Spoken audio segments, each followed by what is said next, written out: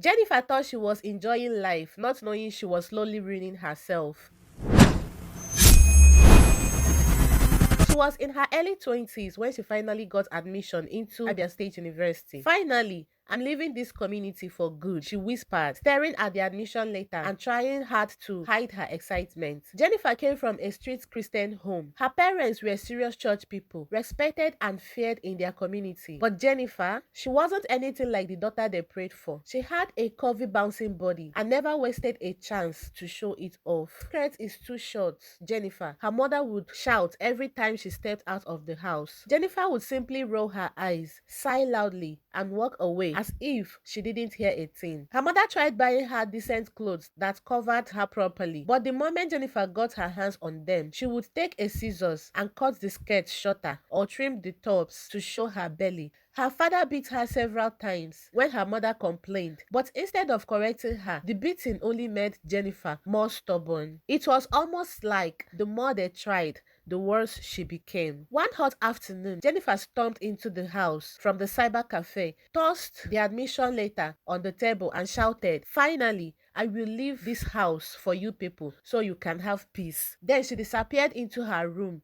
and slammed the door. Her mother sighed deeply, picked up the letter. She got admission, she screamed happily, but the smile faded almost immediately. Her heart tightened. What will become of Jennifer once she leaves this house? She looked at her husband, who was adjusting his glasses to read the admission letter himself. After a few minutes, he said quietly, "If not that I swore to give my children the best education, I wouldn't have wasted money on that one. But at least she'll be out of our hair." Jennifer's mother said nothing. She just stared into space, fear crawling across her mind. A few weeks later, Jennifer was packed and ready to leave for school. "Jennifer," her mother began, "you will be exposed to lifestyles that—" "Mama, I've heard you. You don't have to repeat it 100 times," Jennifer snapped, cutting her off immediately. Almost on the queue, the vehicle taking her to school honked outside. Jennifer carried her bags out, loaded them in the car, and without looking back, zoomed off. Her mother stood by the roadside. She lifted her face to the sky and whispered, "God, please take care of my daughter for me."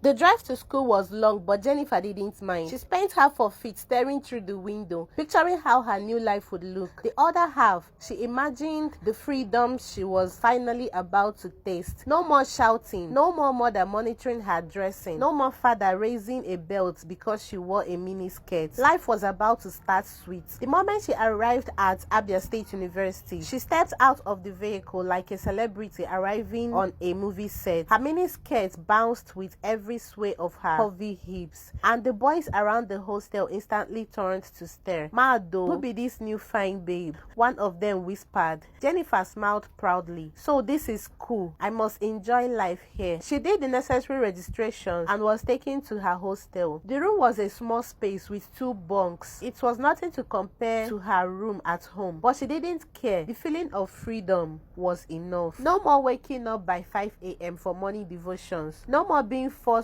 to go to Bible study and Sunday school. For the first time, Jennifer felt like a princess and a bird at the same time. School life was sweet. She went to lectures, ate at the canteen, made new friends, and boys were already worrying and fighting over her. Everything felt new, exciting, and beautiful. One afternoon, Jennifer had just returned from class. She was arranging her clothes when 2 girls walked into the hostel like they owned it, Nancy and Bella. They didn't look like students at all. Designer slippers, luxury wigs, sparkling nails, long lashes, perfume that filled the room even before they spoke. "Is Amaka around?" Nancy asked. Jennifer shook her head. "No, she went to her group lesson." Bella hissed, "Group lesson care? She better come back, oh. Exam is next week, and we have not been able to reach her for weeks. Who will write our business law exam for us?" Jennifer's eyes widened. "People write exams for them?" she thought. "These are not ordinary big girls, so they are completely from a different world. Please tell her to call us once she returned," Nancy said, cutting Jennifer off from her thoughts. "We don't have time to be chasing people around, and we dey pay her well. If she no wan do again, make she talk." As they turned to leave, Bella paused and scanned Jennifer from head to toe. "You are new, right?" Jennifer nodded.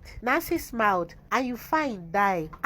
See your fine body. You look like someone we can vibe with. Take my number, call me tomorrow." Excitement rushed through Jennifer's body. She quickly brought out her small Nokia touchlight phone. Nancy and Bella burst into laughter instantly. "Girl, who see they use this?" Bella asked, almost choking with laughter. Heat and embarrassment crawled up Jennifer's chest, but she forced a smile. Nancy shook her head playful and brought out her phone, an iPhone 13 Pro Max, gold case shining like treasure. Jennifer gasped. She had never held this kind of phone before. Bella noticed and chuckled. "Don't worry, baby girl. We will make you a big girl." Nancy added, "Yes, now, we will get you out of this hellhole you call a hostel. Just call us when you are ready to experience real life." Bella typed her number into Jennifer's small phone herself. They turned and walked out. Jennifer pressed her phone to her chest and giggled. Her new life had just opened its door. As early as 6 a.m., Jennifer had already started calling Bella. She called her severally, but Bella didn't pick. Jennifer sat on her bed with a sad face, staring at her small Nokia touchlight phone, as if it would magically ring. When it didn't, she wiped her face, grabbed her bag, and left for lectures quietly. Later that day, while she was eating lunch with her friends, her phone suddenly lit up. It was Bella. Jennifer's heart jumped. She snatched her phone immediately. "Hello," she screamed, almost choking on her excitement. "Girl, slow down," Bella said lazily from the other end. Sorry. Jennifer lowered her voice, but she was still smiling like a child. "I've been calling you. I thought you didn't want to talk to me again." "Why wouldn't I?" Bella replied. "I was sleeping. Anyway, meet me at the school gate by 7 p.m. "Okay, I will. Thank you," Jennifer said almost too loudly. Her friends had been watching her the whole time. "Who was that?" one of them asked, raising her brow. "Bye, bitches," Jennifer said with attitude as she grabbed her backpack and stormed out, leaving her friends staring at her like she had lost her mind. By 6 p.m., Jennifer was already at the school gate. Her heart was beating with excitement. Men passing kept staring at her. Some even approached her to talk, but she didn't care. She kept pacing, looking left and right like someone waiting for a miracle. It was almost 9 p.m. She was tired and angry. She sighed and turned to leave. Then she heard a loud honk. A shiny car slowed down near her, music blasting. Jennifer leaned closely and saw Bella inside, alongside two other girls she didn't know. Her face instantly brightened. She rushed to the car. They didn't even let her settle before zooming off. In a few minutes, they arrived at a beautiful two-story building with 6 flats. Bella honked once, and the gateman opened the gate. They drove in smoothly. It's been 1 week now. Jennifer had not stepped foot in the school. She stayed in Nancy and Bella's apartment, eating, sleeping, watching movies, and living like a baby girl. She was worried about missing lectures, but Bella simply laughed and said, "Relax, we will sort your exams." Jennifer believed her. One evening, Nancy and Bella dressed Jennifer up for an executive party, the kind, according to Nancy, where we meet big fishes. When they arrived, the security asked for an invitation. Bella flashed it with a confident smile. They were allowed inside. Jennifer gasped. It was a beautiful mansion, the type she had only seen in the movies. Rich men everywhere. Most of them stared as they walked by. 2 men approached them. "Hello, ladies," with their eyes scanning Nancy and Bella up and down. Without hesitation, Nancy and Bella walked away with the men, separately, arm in arm. Jennifer tried to follow behind, but Bella turned back and mounted. "Stay back and find your own man." Jennifer froze. She stood there helplessly like a lost child in a big market. By dawn, the party ended, but Nancy and Bella were nowhere to be found. Jennifer's eyes were hot with tears, but she fought them back bravely. She had no money, no transport. She didn't even know the area. She removed her high heels and walked. After walking for almost an hour, she finally reached the school gate and sneaked inside her hostel quietly, praying nobody would see her. It was a miserable, humiliating night. The next morning, she sat on her bed, staring at her reflection in a small mirror. "I think it's my skin color," she muttered bitterly. "If I was as fair as Nancy and Bella, maybe I would have been chosen." Right there, she made a decision that she would bleach her skin. She needed to do something to get back at Nancy and Bella, something to escape from the hellhole she called a hostel, because the sight of it had started to irritate her. She grabbed her phone and dialed her mother. Her mother picked immediately, her voice filled with joy. Hello, Jennifer, my daughter. We've been calling. Mama, please send me money for my new project. Jennifer cut in, showing no emotion. Is this how you talk to your mother you haven't spoken to in 2 months? Her mother asked softly. If you don't want me to fail and drop out, send me 40,000 naira. Jennifer snapped and ended the call. It's been 4 days since Jennifer returned to the hostel. Exams were fast approaching, but she wasn't ready at all. She had missed out too many lectures, assignments, and tests. Even though she borrowed notebooks from her classmates to catch up, she couldn't concentrate. Her mind was scattered in a million thoughts, pulling her in different directions. Meanwhile, neither Nancy nor Bella had reached out to her, not even to know if she was okay. They are such bad friends, she whispered to herself, but I need them now more than ever. She picked up her small Nokia touch phone and dialed Bella. Bad girl, Nancy screamed. We don't show you way now. You don't abandon us. Abandon you? Jennifer raised her voice in shock. Or you abandoned me. I got stranded.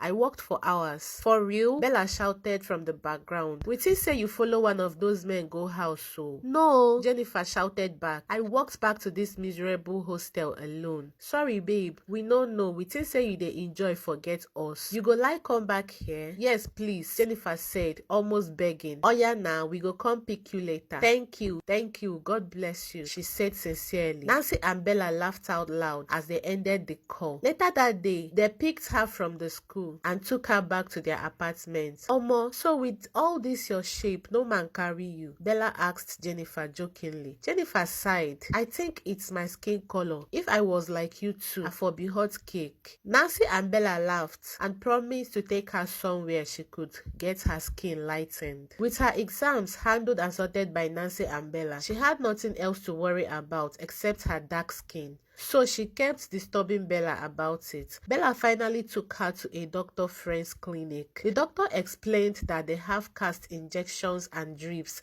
had to be done in 6 sections. Jennifer agreed. She completed the first session and they went home. After the second session, she was not satisfied with the results. When she went for the third session, she complained to the doctor. He told her it was a gradual process, but Jennifer didn't have time to wait. She insisted he give her all the remaining 4 sections at once. The doctor strongly warned her about the danger, but Jennifer had already made up her mind. He gave her a paper to sign, confirming that the decision was hers alone and that she has been warned. Jennifer signed without thinking twice. The doctor went ahead with the procedure. 2 weeks later, Jennifer was as light-skinned as Nancy and Bella. She felt like she had finally arrived. It worked like magic. Men were all over her everywhere they went. Jennifer was so happy. She started living the big girl's life, catching flights, going on vacations abroad with wealthy men, dining in luxury, taking pictures in hotels she never imagined she would enter. But a few months later, her skin began reacting. She went back to the doctor. He gave her medicine and told her things she needed to avoid. Jennifer did all he said, but the reactions only got worse. At some point, Nancy and Bella told her to leave their house before she infected them with whatever was happening to her skin. Jennifer bought a duplex and moved in. Money wasn't a problem for her. She had wealthy men giving her so much money just to sleep with her. But her condition wasn't so badly. She had to cover her entire body whenever she wants to go out. Her beauty was fading, her body was failing her, but she kept pretending everything was okay. But nothing was okay about what she was experiencing. Jennifer's condition got worse by the day. At some point, she started forgetting things, and sometimes she struggled to breathe properly. That was when she decided to go to a bigger hospital. And there, she finally heard the truth. She had skin cancer. Jennifer cried her eyes out. For weeks, she moved from hospital to specialists, churches, herbal and traditional doctors. Even though she wasn't a Muslim, she also went to the mosque, desperately searching for a solution. But instead of getting better, her body kept weakening. Then, something terrifying began to happen. Whenever she tried to comb or back her hair, 6 strands fell off into her hands. At first, she blamed stress, but within days, her hair became thin, patchy and weak. One morning, she woke up to find clumps of her own hair on the pillow. She slowly touched her scalp and it felt smooth. The doctor explained gently the advanced cancer along with medications and her weakened immune system could cause severe hair loss. Jennifer wrapped a scarf over her head and cried gently. Everything she changed herself for, everything she destroyed herself chasing, was disappearing one by one. Her source of income dried up because no man wanted her anymore. She tried calling Nancy and Bella, but they had already blocked her. She couldn't reach her parents. She didn't even have their number anymore, and they didn't have hers since she changed it. Jennifer was completely alone. She sold her car and her duplex just to pay for her hospital bills. As she lay on the bed waiting for death because the doctor had said she had just a few days or maybe weeks, her early life began flashing before her eyes. She remembered how her parents struggled to give her a good life despite being poor. She remembered how they begged her to stay on the right path. She remembered how she ignored them. "I wish I could see my parents just one more time," she whispered, "to apologize for all my stubbornness, for the embarrassment, for the pain I caused them." A nurse came in and saw her crying. She was touched and asked if there was any family member or friend she wanted to see one last time. Jennifer shook her head. Deep down, she wanted to see her parents more than anything, but she knew that them seeing her like this would reopen wounds. They probably thought she was dead already, so she chose to remain dead to them until the real thing came. A few days later, Jennifer gave up. Her story ended where she never imagined it would. She died alone in a cold room, surrounded by machines that could no longer save her. Hi, everyone. What happened to Jennifer is tragic. We know you all think it's our fault. But it's not our fault. She went too far, and it was her decision. We tried to warn her. Did we, though? I mean, it's a free world. Well, don't forget to follow us on all social media platforms at Storytime with Glossy. Mwah.